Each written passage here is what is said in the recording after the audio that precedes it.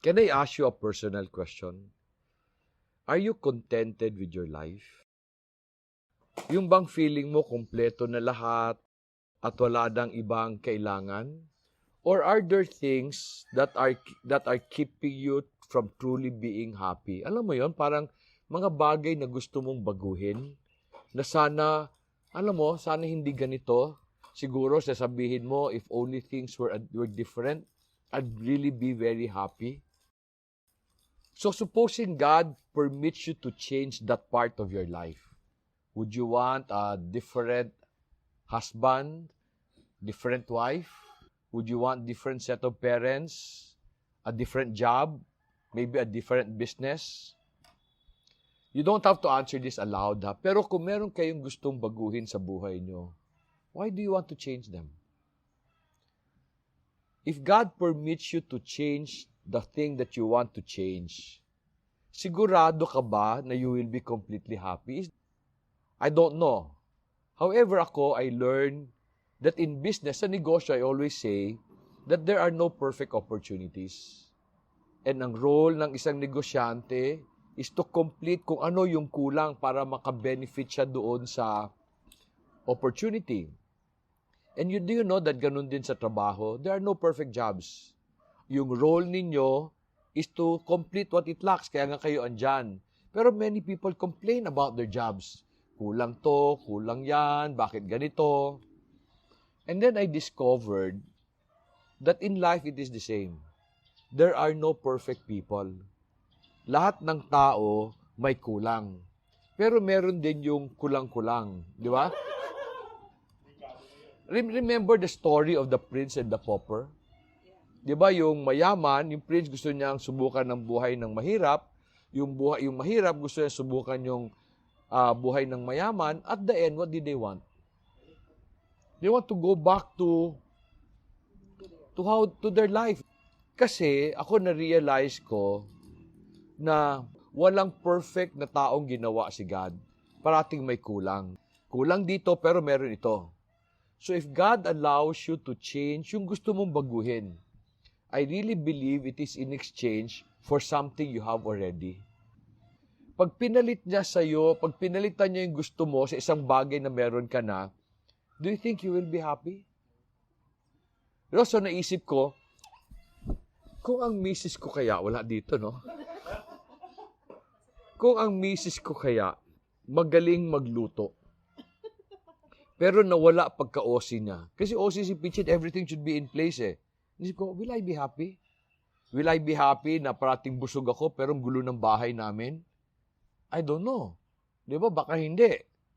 So naisip ko rin, kung magaling ba kaya akong kumanta katulad ni Chubby, pero hindi ako marunong magturo, will I be more fulfilled?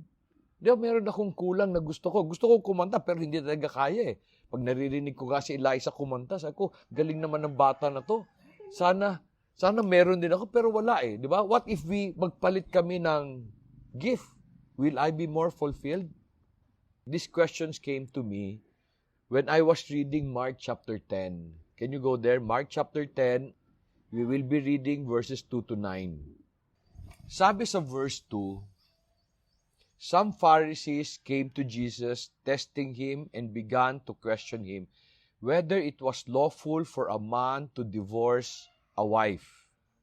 And he answered and said to them, what did Moses command you? And they said, Moses permitted a man to write a certificate of divorce and send her away. But Jesus said to them, because of your hardness of heart, he wrote you this command. But from the beginning of creation, God made them male and female. For this reason, a man shall leave his father and mother, and the two shall become one flesh. So they are no longer two, but one flesh. What therefore God has joined together, let no man separate. Let me put in context ano pinag-uusapan nila. Ha? Jesus was talking about a man divorcing his wife. Not a wife divorcing her husband. Is there a difference? Sa inyo, wala. But do you know, during those days, only a husband can divorce the wife? Because the wife can only be released from marriage through death. Pag nag-commit ng adultery ang misis, hindi na pwedeng sabihin, ayoko na sa'yo. Alis na ako. Kasi mapapatayin silang dalawa, including the other man. Only a husband can divorce because siya ang namili, and besides, binili niya yung misis niya. Di ba? They pay dowry. Pero ang tanong, why would a man who paid for a wife want to divorce her? Naintindihan nyo? Mahal yun, ha? Siguro kala niya, the wife would make him happy. Until nung nagsama sila, he realized may kulang. O merong ugali na ayaw niya. So gusto niyang palitan. So ang tanong ko sa inyo, was there ever a time in your marriage na you wish palitan ni God yung asawa niyo? Pero I guess it comes to every person. Lalo na pag nag-aaway, minsan isipin niyo, paano kaya pag pinalitan nilang ni God ng iba? Pero alam niyo, when Jesus answered the question about divorce, naguluhan ako sa sagot niya. Kasi, sabi niya, the reason why a man cannot divorce a wife is because God made them male and female. Now think about it. Anong connection? Naintindihan ko pa yung sabi, what God has brought together, naintindihan ko, bakit pinagsama niya? Pero ang rason, sabi niya, the reason why they cannot separate is because God made them male and female. So, anong ibig sabihin yun? Anong koneksyon? To help you understand what this means, meron ako mga tanong. Meron ka bang kinakainisan sa ugali ng mister mo o misis mo? Did you ever tell him or her, bakit ka ganyan? Ba't ka hindi pwede ganito o ganoon? Minsan pa sasabihin mo, why can't you be like him or her? To the point you even ask, why can't you be like me? Anong ibig sabihin? One of the common na reklamo ng mga babae sa mister, and this is universal. Ang pag-inutusan ng misis ang mister, nakakalimutan. As you say, why can't you be like me? Ako, I remember. Ang sagot ni Jesus, because God made them male and female. Ano ang koneksyon? I discovered that many of the conflicts we have in marriage is rooted in the fact that God made man male and female. Yung kinakainisan mo sa mister o misis mo, kasalanan ba yung ginawa nila against the Lord? Nakalimutan ng mister yung inutos ng misis. So galit na galit ang misis. May kasalanan ba siya kay God? Wala. Kaya hindi siya may kasalanan. Sa misis, di ba? And ang visit ng misis because importante yung inutos. Tama? Noong padabog na inutusan ka ng misis mo, okay? May kasalanan ba sila kay God? Wala. Pero, kaya hindi sila may kasalanan. Sa you felt offended, di ba? Nagalit ka, pero wala siyang kasalanan kay God. So, ang tanong natin, bakit hindi importante sa mister ko o sa misis ko yung importante sa akin? Ba't hindi pwede yung style namin magkapareho? Bakit may kulang siya? The answer is found in Genesis 2:18. It says, God said, it is not good for man to be alone. I will make him a helper suitable for him. The other word for suitable helper is helpmate.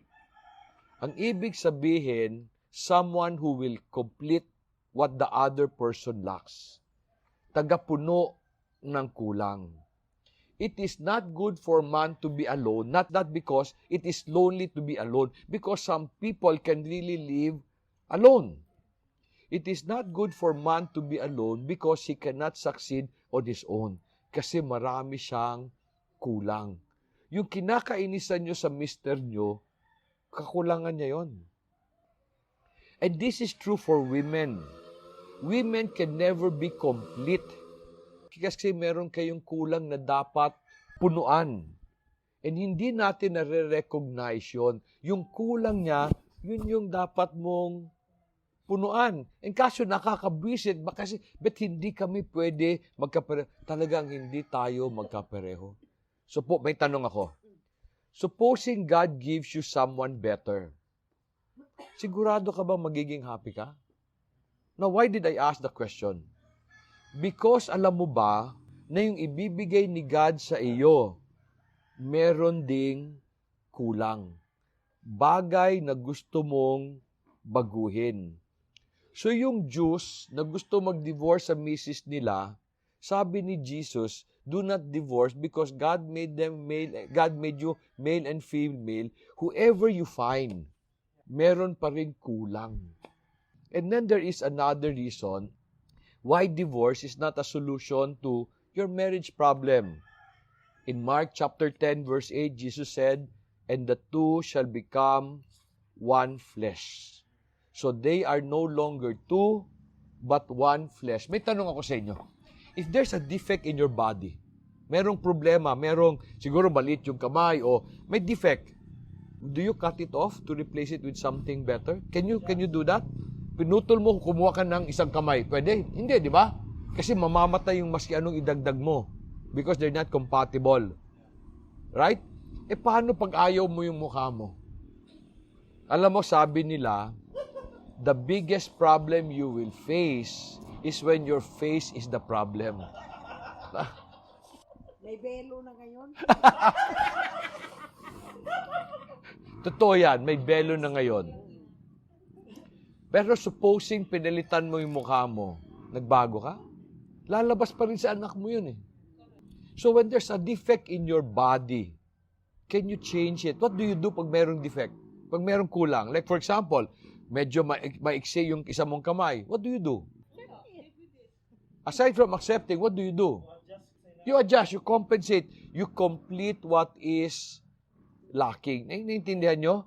So sabi ni Jesus, you are one flesh. So kung meron kulang, huwag mong palitan. You adjust. Let me just say this. This is not a message about marriage. Instead, it is a message where I hope to explain or give you the reason why you are not completely happy. Now, why are we not completely happy? Can you go to Genesis 1:27? It reads, God created man in His image. In the image of God, He created him. Male and female, He created them. Let me just define certain terms.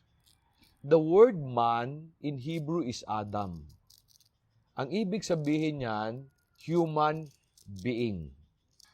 The word male and female in Hebrew refers to the genders of human beings that God created. So when we are called man, inisa tayo because we are just told you are human beings, creation of the Lord. However, the reason why many people are not happy, because even in this simple verse, hindi natin gusto yung nakasulat dyan, yung words na ginamit, and hindi rin natin gusto yung idea na pre-represent ng Genesis 1:27. Let me explain this. Women today do not want to be referred as man. Di ba? To them, it is the meaning na you will generalize me as man. So gusto ng babae that they want to be recognized as woman. That means they do not want to be recognized as a human being. So ang tanong ko, taga saan ba kayo? Taga anong planeta ba kayo? Di ba kasi sabi ko, di ba, ang ibig lang sabihin ng man, Adam, human being. So when we are all called man, we are just referred to as human being. But women do not like that. Call me woman. Di ba? It's just a term. So, ang nangyayari, people are not happy because when God says something, say, Lord, I don't agree. And then, many cannot accept that God only created two genders, male and female. So, may mga tao nagsasabi, I have the right to choose kung ano gender ko. Especially because my heart says, ganito ako, while my body says, ganito ako. So sabi na, kasi feeling ko, ganito ko, dapat ganito ko, even if it contradicts their body. So may tanong ako sa inyo. Kung feeling mo ba aso ka na? Feeling mo lang naman eh. Ini-insist mo, yung feeling mo decides kung sino ka. And then some people would say, I was born like this eh. I was born gay. Did God make a mistake when He created them by putting a heart of a woman in a man's body?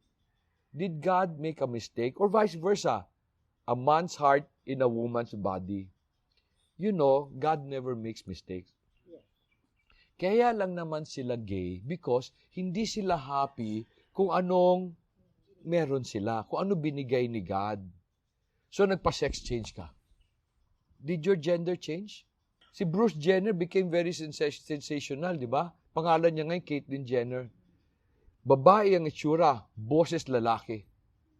Bakit? Maski na anong ginawa hindi nagbago yung boses niya kasi lalaki pa rin siya. Alam ba niyo sino ka-relationship niya? Lalaki din, transgender. Ang pinagkaiba lang nila, yung isang transgender, nagpaputol. Siya hindi. So, between the two of them, ano siya? Lalaki pa rin. Isn't that foolish? Ang sinunod mo yung feeling mo, hindi yung katawan mo. How do you know your gender? Very easy. You look down, di ba? And then you would know.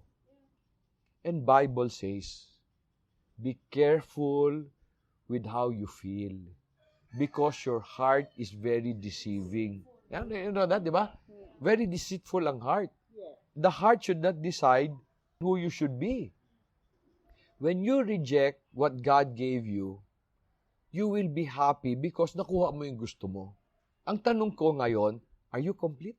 Di ba tanong ko kanina, what keeps you from being completely happy? So happy ka dito sa part na to because nakuha mo eh. Pero will you be completely happy? Think about it. Kilala niyo si Charis, di ba?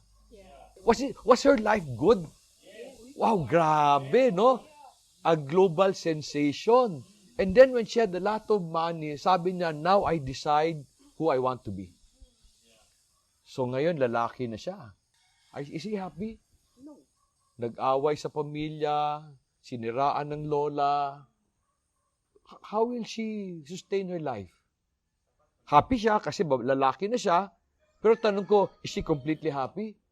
I don't think so. Kanina I told you, this message is not about marriage. It is not also about being gay. Instead, it is a message, ulitin ko, I hope to explain to you why many of us are not completely happy and bakit parang may kulang sa buhay natin. Many Filipinos are not happy that they are Filipinos. They feel they are cursed because God made them pango and short. We feel it's a curse. So, anong ginawa ng Pilipino? Ayaw niya maging Pilipino. Anong ginawa niya? Nag-migrate. Nag-change ng citizenship. Are they happy now? Merong happy, merong successful. But most Filipinos will do the work that the Americans reject. Many of them have 2 jobs. So, pagdating natin doon, utusan tayo. Di ba? We take the jobs na ayaw nila. Well, I'm not saying hindi tayo yaman. Because yung mga Amerikano naging tamad eh. So tayo nagtrabaho. Pero what kind of job is that? I often tell mga taga-Bukidnon, gusto nila mag-migrate sa Manila, gusto nila mag-abroad. Sabi ko dito tawag sa'yo, landowner. Anong tawag sa kanila sa Manila? Servant, domestic helper. Though many Filipinos own or inherit land, many of them feel their land is useless. So what do?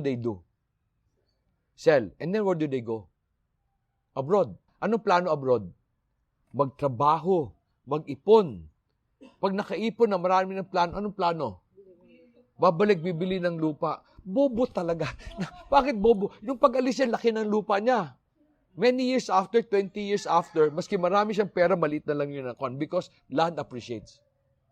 Only because hindi ka happy.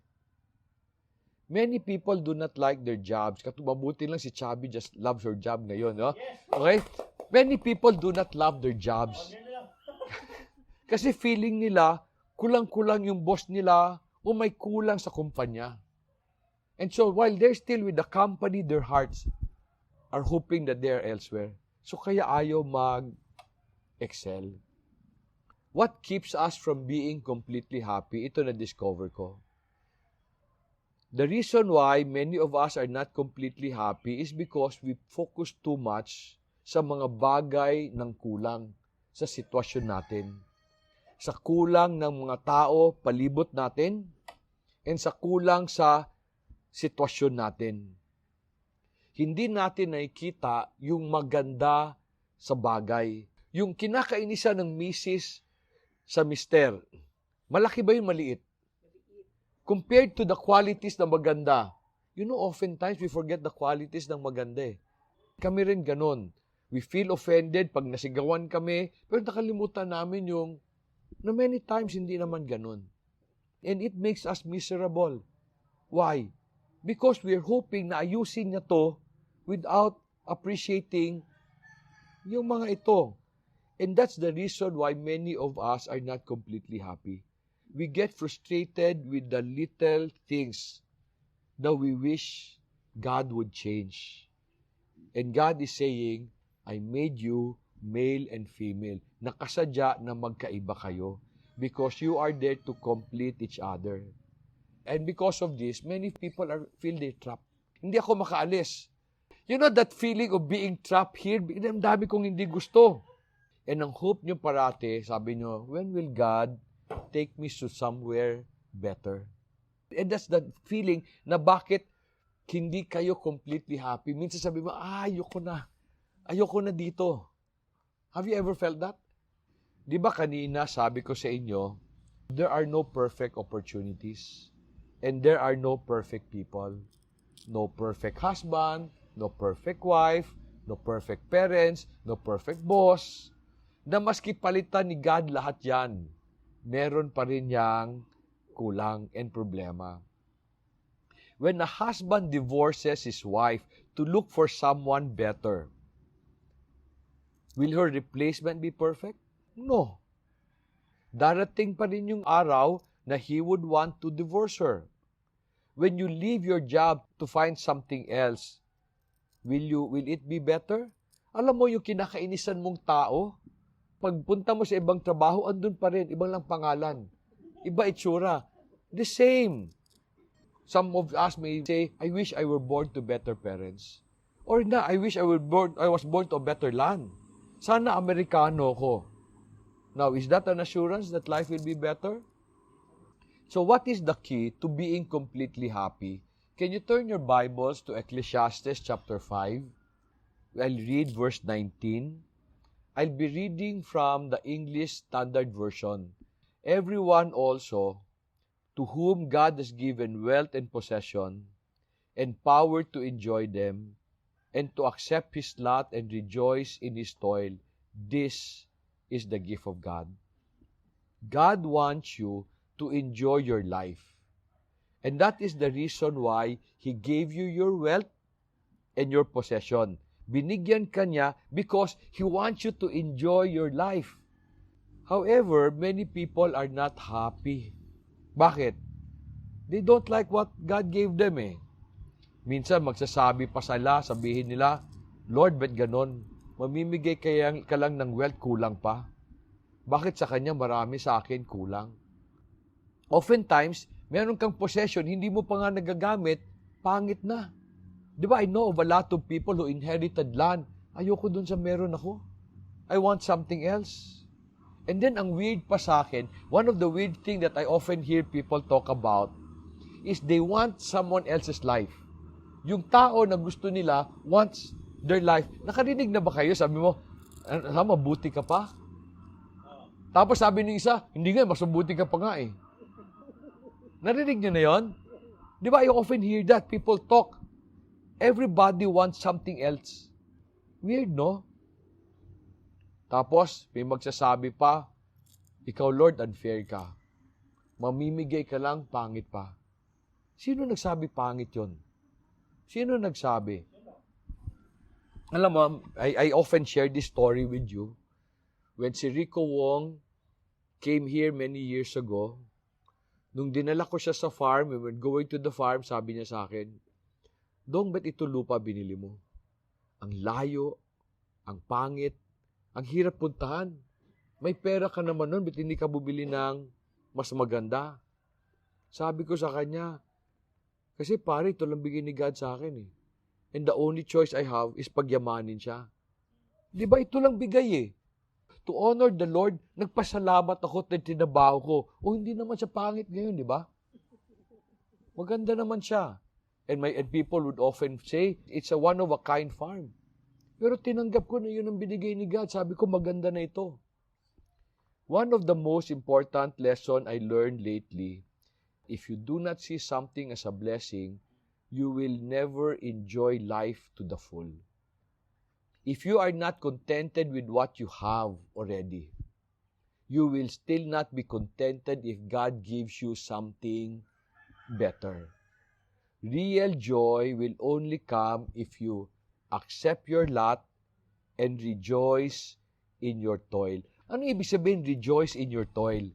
Sabi ko sa inyo kanina, there are no perfect opportunities. No perfect job, no perfect company, no perfect spouse, no perfect parent, no perfect children, no perfect employee. That your toil is to help complete what God gave you and provide what your situation need. Ako, that's what I've been telling people today. They're very, very frustrated with their profession. You know, I do webinars and minsan people would say, kasi ang hirap eh. Ang daming kulang. So I tell them, kaya ka nga dyan, para punuan ng kulang. Ganun lang naman ang buhay. Andyan ka para punuan ang kulang. That is your toil. That is the responsibility God gave you. Feeling mo ba may kulang ka sa buhay? So you are now asking, saan ko ba makita yung buhay na kompleto? Where can I find meaning in life? And so they look around.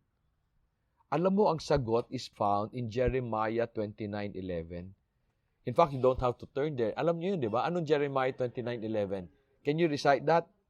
For I know the plans I have for you, declares the Lord. Plans for welfare and not for calamity, to give you a future and a hope. When you heard this promise, ano una niyong tanong? Lord, saan ko makikita yon? Yung plano mo, saan? And so that's the reason you're always looking around. Saan kaya ito, Lord? In fact, in one of my webinar, one of the question was, how do I know that I am already where God wants me to be? Baka gusto niya pumunta ako elsewhere. So ang sagot ko sa kanya, where are you today? Sabi niya, here in this company. Then it is highly probable that that is where God wants you to be. Bakit ko nasabi yan? Kasi if you try to understand the context of Jeremiah 29:11, and we've discussed this before, when God said, I know the plans I have for you, where were they? They were in exile, in Babylon. Now, was that an ideal place for blessing? No. Ano sabi ni God sa kanila in verses 4 and 5? Build houses, plant gardens, give your daughters to marriage, give a wife to your son, build a family. When God was telling them, I have a plan for you, and then sabi ni God, you stay there, parang sinasabi ni God, huwag kang aalis, diyan ka muna. Now, is that nice? God's plan has something to do with where you are today. And then meron siyang sinabing weird. Sabi niya sa verse 7, seek the welfare of the city you are in. For in its welfare will be your welfare. Where does God want me to be? Maybe He wants you to go somewhere else in the future. But for the meantime, this is where He wants you to be. Do you feel you're stuck kung nasan ka? Na maski anong gawin mo, hindi ka makaalis. You want to leave, but something inside you is telling you to stay. Pero you want to go elsewhere. Why do you want to go elsewhere? Hindi ako happy. Parang yung Jews na gustong i-divorce yung wife. Kaya ako gusto i-divorce kasi hindi ako happy. So the question is, where will you find the meaning you are looking for? where will you find the joy that God wants you to have? Alam mo ba sa Jeremiah 29, towards the end, sabi ni God sa Jews, if you go, if you leave, and do not stay in Babylon, I will pursue you with the sword. And then I will send you plagues to kill you. However, if they accept their lot and rejoice in their toil, sabi ni God, someday, I will take you back to the promised land. Who should initiate your move to a better place? Why do a lot of people get into trouble? Because they initiate. Bakit? Hindi ako happy. Pero ba't hindi sila happy? Kasi hindi ako happy sa kung anong meron ako. So what is keeping you from being completely happy? Will a new wife, a new husband be the solution? Will a new country or a new job give you what you lack? So, what is keeping you from being completely happy? You. You're the only reason why you are not happy. Because ang plan ni God, happy ka. Di ba? Sabi kasi binigyan ka ng wealth, binigyan ka ng possession, lahat binigay. And in fact, wealth means physical strength and noble character. Binigyan ka because He wants you to be happy. So bakit ka hindi happy? Hindi ka happy doon sa binigay niya eh. You want something else. So instead of focusing on what your situation lacks, dapat you should be asking, what should I do to complete my joy? Where you are today is part of the joy God wants you to have. So dapat si Pastor L should ask, Pastor L would ask, no, why am I here? Layo sa pamilya. Dami pang utos ng boss ko. Pero why am I here? Pero this is part of God's plan for him. If he believes God is in control. So Denise should ask, why did God not send me to college? How can I have complete joy? And God has a wonderful plan. Sabi lang ni God, meron kulang, dapat punuan natin. Then you should ask, why did God make me take up engineering in college? Is it so that I can build a good career for myself? Or is it so that I can be a good steward for Him? So Pichi should ask also, di ba? Why did God give me a husband na makakalumutin and parating magulo yung gamit? Did God give me my husband para inisin ako habang buhay? Or is it because so that we can work together to complete each other? Yung kinakainisan nyo is part of your toil. The responsibility that God gives you so that He can fulfill the great plan He has for you. Ako, I should ask, why did God not make my wife a good cook? There is a reason. Kasi hirap na nga akong pumayat. Pag magaling pa na magluto yun, patay na, di ba? Why did God bring me to Bukidnon? Why did God give me my burden? And why did He give me my family? What is He trying to accomplish through all of these things? In order for me to really find joy, I should see everything that I have, both good and bad, as part of God's blessing. I should accept that God's gift is not perfect. That He made them imperfect so that I can enjoy the toil of completing what they lack. And many of them, ang kulang yan, ugali ko. Tamang pang-uugali. You know, yesterday, I had a webinar and somebody asked, when should people give up on a profession? They were all insurance agents. When do I know it's time to give up? So sabi ko sa kanila, when you do not want to adjust anymore. Labo, no? Sabi niya, when do I know it's time to give up? Because I'm not succeeding. Sabi ko, you should give up when you are not willing to adjust anymore. Ano ibig ko sabihin? It's a good opportunity, but it's not perfect. Kaya ka hindi nagsasuggest, may kailangan kang baguhin sa sarili mo. Ikaw ang mag-a-adjust. Hindi sila, hindi yung sitwasyon. The situation is just telling you, may kulang yan. Ikaw ang magdagdag. Because there are no perfect opportunities, dapat tayo ang mag-adjust sa opportunity. So dapat ako ang mag-adjust sa misis ko because I cannot change her. The only person I can change is me. I will only get frustrated when I focus on the things na kulang. Di ba? Up to now, I still get frustrated, but I realize that's part of my toil. Pero minsan sasabihin natin, no, kung tayo mag-a-adjust, no, ako na nag-adjust sa trabaho, ako pa nag-adjust sa kanila, no, lugi naman ako. Ang tanong ko, pag ikaw nag-adjust, ano naman mawawala sa'yo? Ano mawawala sa'yo? Wala, pride lang, di ba? Will you gain anything? Yes, joy, happiness. Siguro if I decide na part to ng blessing ko, to confess there were times I was hoping, Lord, sana you gave me a different wife. Pero if God gives me a different wife, will I be happy? No, I will still find fault. There's nothing wrong with my wife. There's something wrong with me.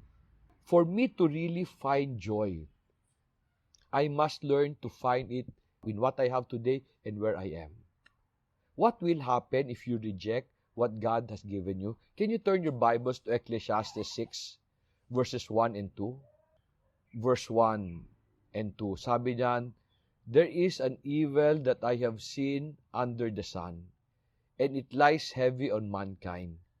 A man to whom God gives wealth, possessions, and honor, so that he lacks nothing of all that he desires. Yet God does not give him power to enjoy them, but a stranger enjoys them.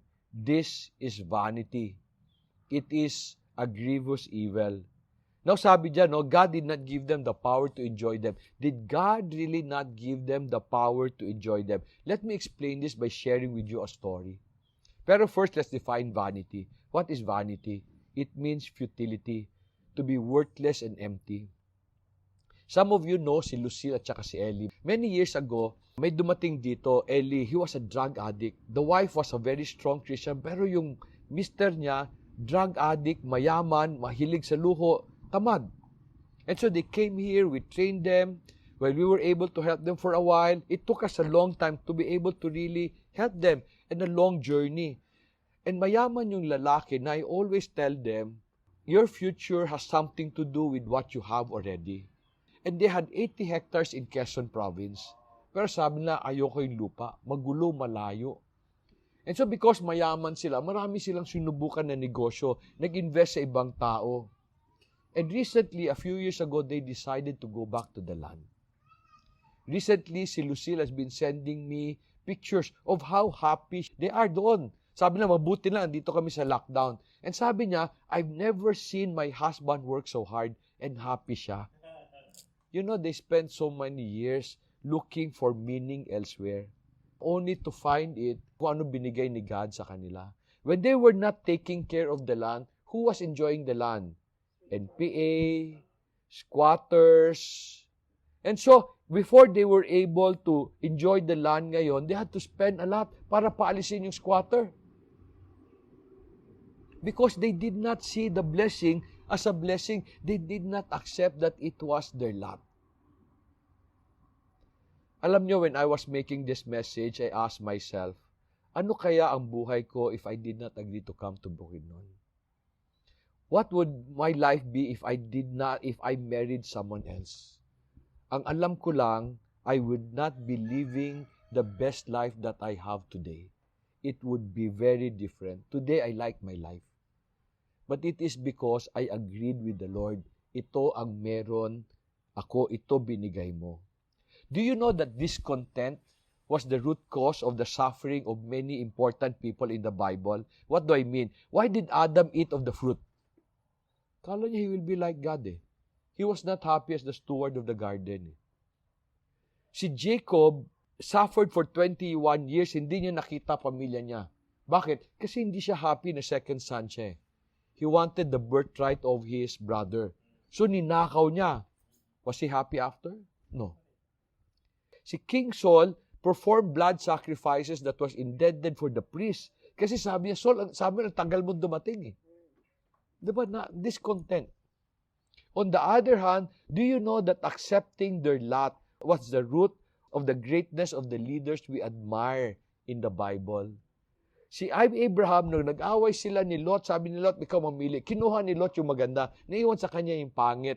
And yet, many years after, he became the richest man in the place in spite of. Si Joseph started as a slave and then became a prisoner before he became a prime minister. Di ba? Nagreklamo ba siya? Hindi. Di ba? Maski pinakulong siya ng boss niya, okay lang. Because he was contented, God made him prime minister. Si David accepted the responsibilities that his brothers rejected. What was that? To shepherd the sheep of the Father. And because he agreed to be a shepherd, natuto siya gumamit ng sling. Kasi papatay siya ng lions and bear. On the day that Goliath came, he was the only person who could kill Goliath because he did not see a giant, he saw a bear. Not because he agreed to be shepherd. Because he was happy with what God gave him. Maski yung kapatid niya, inaapi-api siya. I want all of you to live life to the full, to really be completely happy. If you feel bad that your spouse, your boss, your parents, your friends are not the people you wish them to be, ask yourself, what should I do to help them become everything God wants them to be?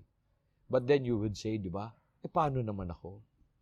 If you try to complete them, God will make everybody around you complete you.